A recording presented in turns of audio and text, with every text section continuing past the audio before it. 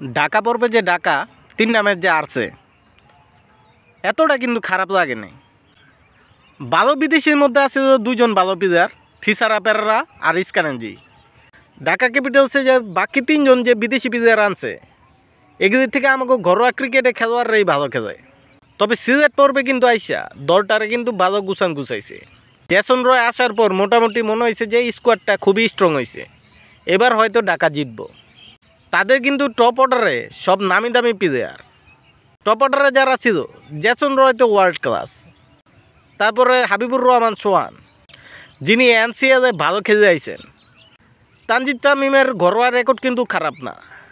Written Das সব ফর্মে, প্রথম ম্যাচে রান পাইল আর 2টা ম্যাচ কিন্তু রান পায়নি, একটাতে কিন্তু ডাকও মারছে। এরপর আবার আছে তো সাব্বির রহমান, মোসাদ্দেক হোসেন সৈকত।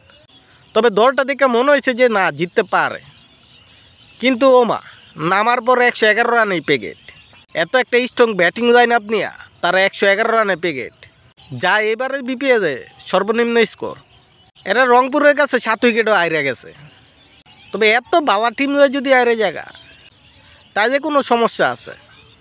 দলের মধ্যে যে কোনো একটা বাহি মুখ্যা আছে, আর এই বাহি মুখ্যাটা হইল খালেদ মাহমুদ সুজন। এই মিয়ায় পারুক আর না পারুক সবটাই মধ্যে আগুয়ে যাইব।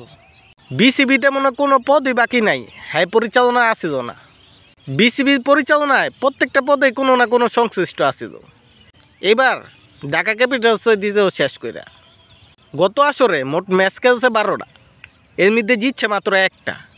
এবারও সে ঢাকা ক্যাপিটালসের প্রধান কোচ, তার অধীনে থেকে দলটা এবার সবার নিচে। 4টা ম্যাচ খেলছে 4টাই। আরও এর অধীনে থেকে ঢাকা 15টার থেকে 15টাই আইরে গেল। তাই যে হ্যাঁ কোচ হিসেবে রেখে লাভটা কি? খেলোয়াড়রা কী শিখতেছে হ্যার থেকে? শেষ পর্যন্ত দেখা যাইতেছে ঢাকা ক্যাপিটালসে জিতানোর জায়গায় সাকিব খানের নিজেরই নাম তৈব। একটা খেলোয়াড় যদি বালা না খেলে এর পরের ম্যাচে আর খেলায় না। একটা কোচ যদি তার অধীনে দলটা বালা না খেলে ওই কোচের তাই কী করা দরকার? এই কোচের পাল্টায় সাকিব খান নিজেই কোচ থাকুক, তাই যে মনে হয় দলটা জিততে পারে। এই বাহিমিকা যতদিন থাকবো জিতার কোনো আশা নাই।